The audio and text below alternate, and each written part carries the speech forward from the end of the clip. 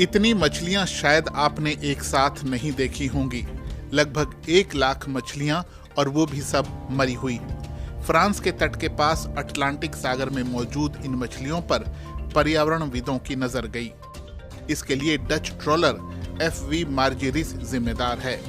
FV मार्जेरिस दुनिया भर में मछली पकड़ने वाला दूसरा सबसे बड़ा जहाज है। हमने जिसे फिल्माया है वह लगभग 1 लाख मछलियों की विशाल पट्टी थी जो मार्जेरिस से वापस समंदर में फेंकी गई हैं। इसे हम बाय कैच कहते हैं। मार्जेरिस दुनिया में दूसरा सबसे बड़ा ट्रोलर है। 2012 में इसके ऑस्ट्रेलियाई सागर में जाने पर प्रतिबंध लगा दिया गया था। हम जानते हैं कि यह अक्सर बिस्के की खाड़ी में आता है, तो हम इसकी फिशिंग गतिविधियों को फिल्माना चाहते थे क्योंकि हम इसे लेकर फ्रांस के लोगों के बीच जागरूकता पैदा करना चाहते हैं। ट्रॉलर मछली पकड़ने वाली विशाल नौकाएं होती हैं, जिनके कई किलोमीटर लंबे जाल समंदर की तह पर जाकर मछलियां पकड़ते हैं। इनमें अक्सर वो जीव भी आ जाते हैं जो मछुआरों के काम के नहीं होते, जैसे कि कछुए या फिर मछलियों के छोटे छोटे बच्चे और दूसरे बाकी समुद्री जीव। इन्हें बायकैच कहते हैं। जब तक मछुआरे इन जीवों को अपने जाल से निकालकर वापस फेंकते हैं, तब तक ये आमतौर पर मर जाते हैं। मछली पकड़ने वाले पोतों की तरफ से समंदर में बायकैच फेंकने पर रोक है। उन्हें बायकैच को बंदरगाह पर लाकर उसे घोषित करना पड़ेगा। इस बारे में यूरोपीय संघ के कानून लागू किए गए हैं ताकि मछली पकड़ने के अनुचित तरीकों को कम किया जा सके। चूंकि फिशिंग नौकाओं के लिए बायकैच को पोर्ट पर ले जाने, उसे उतारकर वापस समंदर में जाने पर समय भी खर्च होता है और पैसा भी। इससे बचने के लिए ये नौकाएं चुपचाप बिना किसी को बताए बायकैच वापस समंदर में फेंक देती हैं और वहीं मछलियां पकड़ती रहती हैं।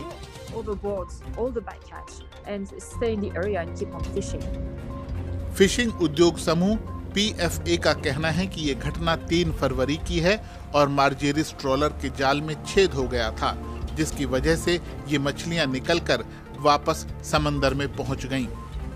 FV मार्जेरिस के मालिकों का प्रतिनिधित्व करने वाले PFA ने इसे बहुत दुर्लभ घटना बताया है, लेकिन सी शेफर्ड को इस बात पर संदेह है कि ये घटना एक हादसा है। फ्रांस में समुद्री मामलों की मंत्री एनिक जिरार्दा ने मरी हुई मछलियों की तस्वीरों को दिल दहलाने वाली बताया है। उन्होंने देश के फिशिंग निगरानी प्रतिष्ठान से मामले की जांच करने को कहा है। जब आप मछलियों के इलाके में आते हैं तो सब कुछ पकड़ लेते हैं। मछलियों के छोटे छोटे बच्चे ही मर जाएंगे तो उनकी आबादी कैसे कायम रह पाएगी? साथ ही उन पर निर्भर दूसरे जीव भी प्रभावित होते हैं, जैसे कि डॉल्फिन को लीजिए। जिन मछलियों को ये ट्रॉलर पकड़ रहे हैं वे डॉल्फिन और शार्कों का मुख्य भोजन हैं। उन्हें मारकर हम डॉल्फिन्स को भूखा मरने के लिए मजबूर कर रहे हैं।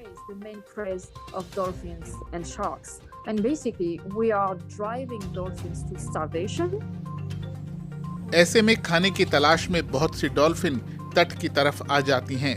वो जाल में भी फंस जाती हैं और पर्याप्त ऑक्सीजन न मिलने की वजह से अक्सर मारी जाती हैं। बीते सालों में फ्रांस के अटलांटिक तटों पर हजारों की संख्या में मरी हुई डॉल्फिन आई हैं। इससे उनके अस्तित्व के लिए संकट पैदा हो रहा है। पर्यावरणविद कहते हैं कि मछली पकड़ने वाली कंपनियों को सिर्फ अपने मुनाफे से मतलब है। समंदर की बेहतरी की उन्हें कोई परवाह नहीं है। समंदर में सब माफ होता है।